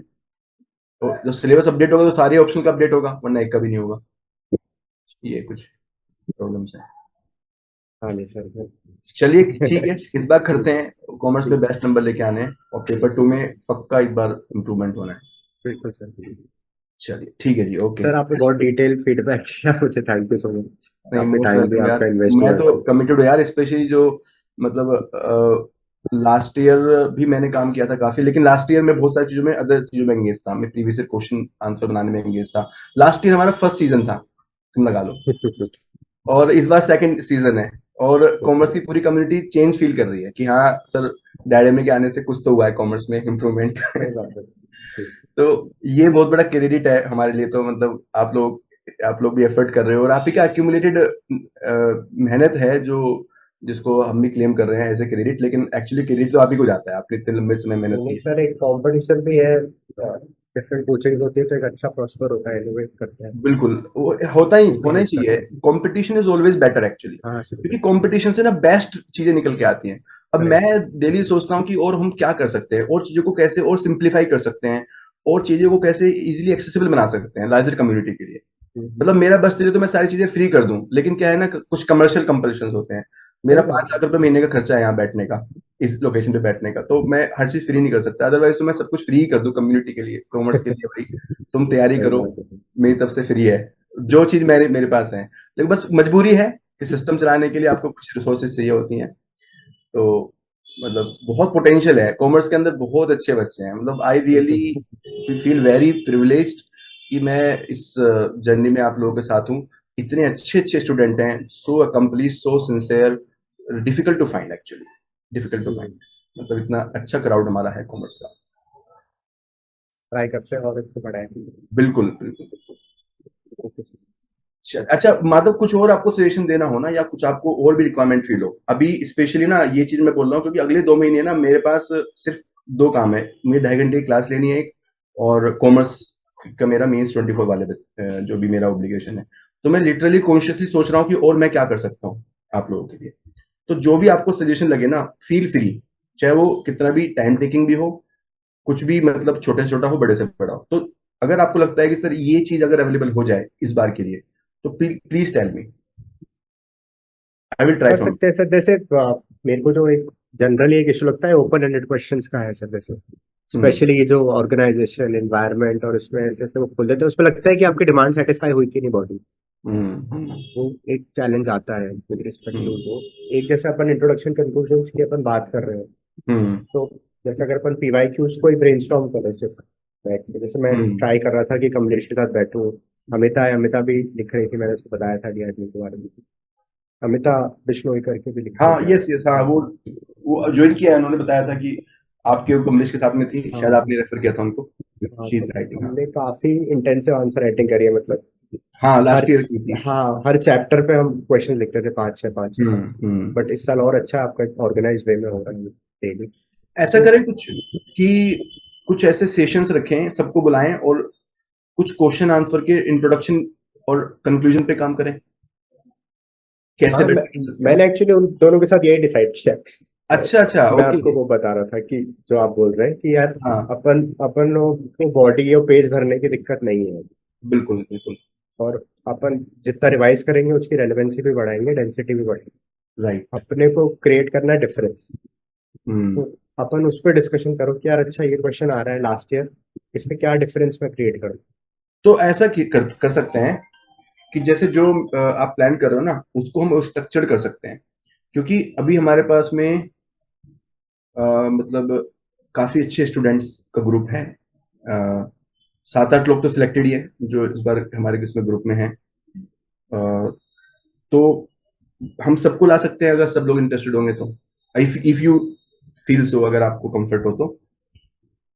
क्योंकि उसमें फिर मैं भी थोड़ा सा कंट्रीब्यूट कर पाऊंगा, सुजावल को भी बुला लेंगे, वीकेंड्स पे रख लेंगे, तो 2-2 3-3 घंटे के सेशंस रखेंगे, लॉन्ग सेशंस रखेंगे, इनफॉर्मल टाइप पे रखेंगे, और let everyone throw some ideas, क्योंकि अभी सब लोग एक लेवल पे प्रिपेयर्ड भी है। स्पेशली पेपर 2 जो है ना, लार्जली सब लोगों ने कर लिया है मोटा मोटी, तो सब लोग थोड़ा थोड़ा कंट्रीब्यूट भी कर पाएंगे। मुझे ऐसा लगता है कि दूसरे लोगों से हम लर्न करेंगे, मतलब जैसे किसी का आइडिया है किसी को टच कर गया, किसी का आइडिया किसी को टच कर गया, अल्टीमेटली तो कंपटीशन आपस में तो किसी का है नहीं। देखो, हाँ कंपटीशन सर, तो अपने आप से ही है, क्योंकि सबकी जो कॉपी है वो इंडिविजुअली चेक होनी है, आपस में तो कोई कंपैरिजन है नहीं किसी का। इसमें सर इस टाइप का फॉर्मेट रख सकते हैं, मतलब मैं सजेस्ट करूंगा कि जैसे उस टाइम आके अपन इंट्रो कंक्लूजन सोच रहे हैं, उसके बजाय अपन टाइम सेव कर सकते हैं कि अपन ने सेट कर लिया आज 10-15 क्वेश्चन अपन डिस्कस करने वाले। अच्छा, पहले से क्वेश्चंस दे दें, हाँ, तो इसका आप इंट्रो कंक्लूजन सोच के वैल्यूएशन आओ। सोच के आओ, ये भी अच्छा है, गुड तो आइडिया। उससे क्या होगा उस टाइम पे बहुत वो नहीं होगा। राइट, उस समय पे टाइम वेस्ट नहीं होगा, वो हाँ टाइम हाँ, नहीं क्योंकि होगा बस। अभी टाइम का बहुत वो रहता है, हम्म। और पहले से ही दिमाग में चला के आया हूँ, फिर अब राइट, सुनूंगा तो अच्छा लगा, अरे हाँ यार ये भी दिमाग चल सकता ये भी है, आइडिया, ट्रू ट्रू। ये भी, क्योंकि उस टाइम सुन के तो फिर इन्फ्लुएंस हो जाते हैं कि वो हो अच्छा जाता हाँ है, यार हाँ, वो लगता है कि दूसरे का आइडिया अच्छा है, लेकिन अपना वो माइंड चल नहीं पाता। और राइट। इसको इतने बड़े लेवल पे भी कैसे करेंगे वो भी थोड़ा सोचना पड़ेगा कि हम्म। जैसे 10 लोग फिर एक ही क्वेश्चन पे कमेंट करेंगे तो वो हम्म। भी 15-15 मिनट ले लेंगे। 10 लोग आएंगे नहीं, वैसे मैं देख रहा हूँ ना।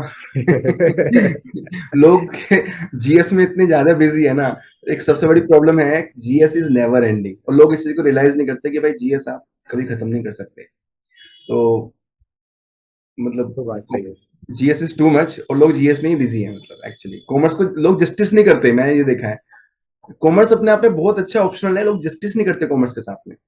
और इसमें रोल कोचिंग इंस्टीट्यूट का भी रहा है। कोचिंग इंस्टीट्यूट में भी कॉम्पिटिटिवनेस ना होने की वजह से एक प्रॉब्लम रही है, और उसी का इम्पैक्ट है स्टूडेंट्स के ऊपर भी, क्योंकि उनको रिसोर्सेज वाइड मिलती नहीं है, उनको एंगेजमेंट करने के लिए मल्टीपल ऑप्शंस मिलते नहीं है। तो ये चीज जीएस में होती है। जीएस में क्या है कि बहुत सारे इंस्टीट्यूट्स हैं, बहुत सारी टेस्ट सीरीज हैं, तो आपके पास में कुछ ना कुछ है करने के लिए। कॉमर्स में वो चीज नहीं है। हाँ सर, चलिए, कुछ लोगों के साथ में करते हैं, मतलब आप लोग जो करना है आप कीजिए अपने हिसाब से, लेट्स हाँ नॉट हाँ डिस्टर्ब दैट। और मैं एक्चुअली इसी लाइन पे सोच रहा था, मैं सिर्फ इंट्रोडक्शन कंक्लूजन के लिए नहीं सोच रहा था, मैं सोच रहा था ना कि कुछ इन जनरल जो क्वेश्चन डिफिकल्ट है, एप्लीकेशन बेस्ड है, उसी के ऊपर हम ब्रेनस्टॉर्मिंग करें साथ में बैठ करके।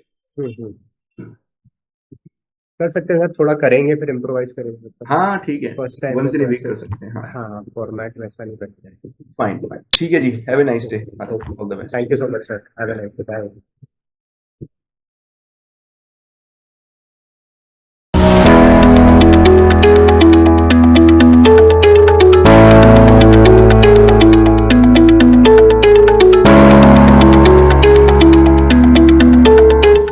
Commerce and accountancy optional in UPSC is one of the top scoring optional.